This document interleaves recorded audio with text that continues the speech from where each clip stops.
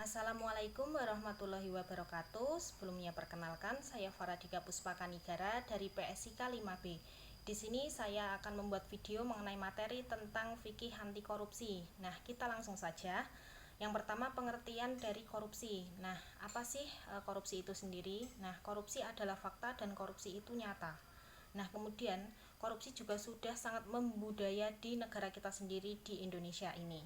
Nah, kasus korupsi menunjukkan bahwa yang pertama, negara itu tidak mendasarkan pada nilai-nilai keagamaan atau nilai agama sendiri. Kemudian kedua, pemahaman Islam yang berorientasi pada keadilan, kesetaraan, dan kesejahteraan masyarakat itu belum integral dengan sistem hukum yang menjamin terwujudnya pemberantasan korupsi dan terselenggaranya pemerintahan yang bersih, transparan, dan bebas dari korupsi. Nah, korupsi ini karena bisa dilakukan oleh semua kalangan, ini tidak memandang siapa saja, semua itu bisa melakukan tindakan korupsi ini. Bahkan dari usia muda sampai usia tua, siapapun bisa melakukan tindakan korupsi ini.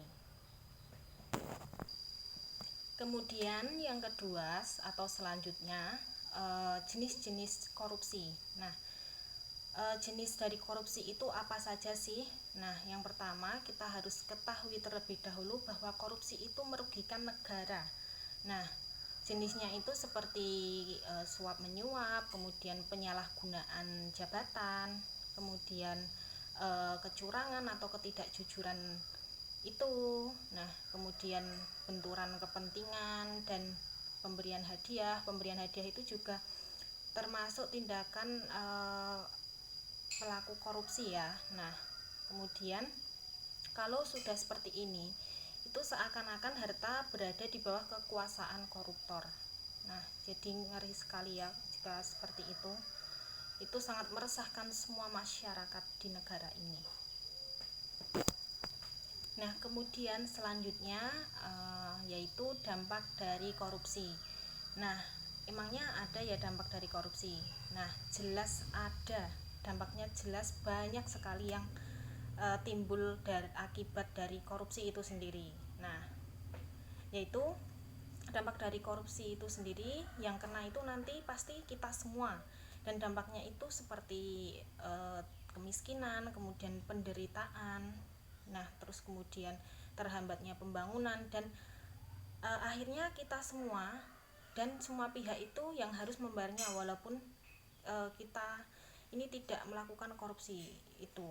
Nah, jadi kita juga ikut membayarnya. Nah, seperti itu. Karena itu akibat dari dampak para koruptor tadi ya. Nah, kemudian dampak tindak korupsi ini seperti perbuatan suap menyuap.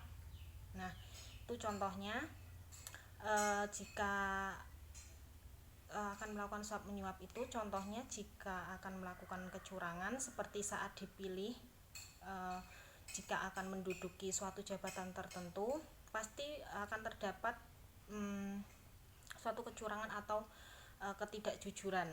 Nah, kemudian mereka calon-calon yang akan dipilih itu bisa membagi-bagikan uang maupun yang lainnya, seperti memberikan hadiah atau apapun bentuknya, yang penting tujuannya itu seperti untuk kecurangan tadi.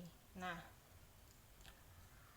dia membagi-bagikan uang atau bentuknya yang lain itu kepada masyarakat agar masyarakat itu memilihnya. Nah, ini yang disebut sebagai tindakan suap. Nah, dan hal tersebut itu dikategorikan sebagai tindak pidana korupsi.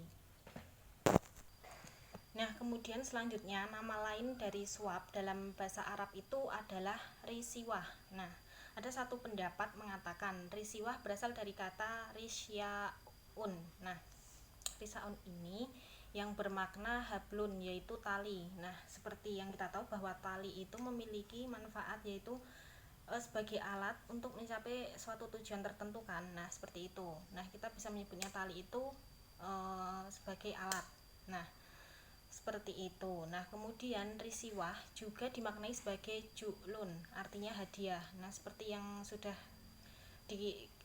saya katakan tadi bahwa suap itu tidak hanya semata-mata pemberian uang, melainkan memberikan dalam bentuk apapun dengan tujuan seperti tadi, dengan tujuan untuk melakukan kecurangan. Nah, kemudian korupsi ini juga dapat menciptakan moral masyarakat yang munafik, kemudian budaya yang tidak baik, serta mendidik masyarakat menjadi penipu. Nah, jika sudah seperti itu kan mengerikan sekali ya, dan sangat kita tidak menginginkan suatu kejadian itu terjadi, terutama tindak korupsi ini ya.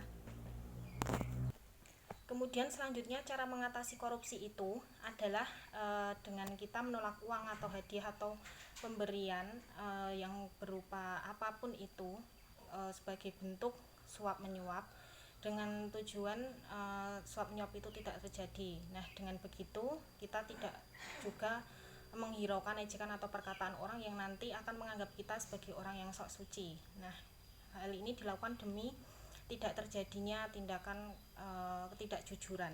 Nah, kemudian yang kedua, cara mengatasinya yaitu masyarakat harus sadar untuk menolak uang suap tersebut. Nah, maka kebenaran di antara manusia pun dapat ditegakkan ya, seperti itu.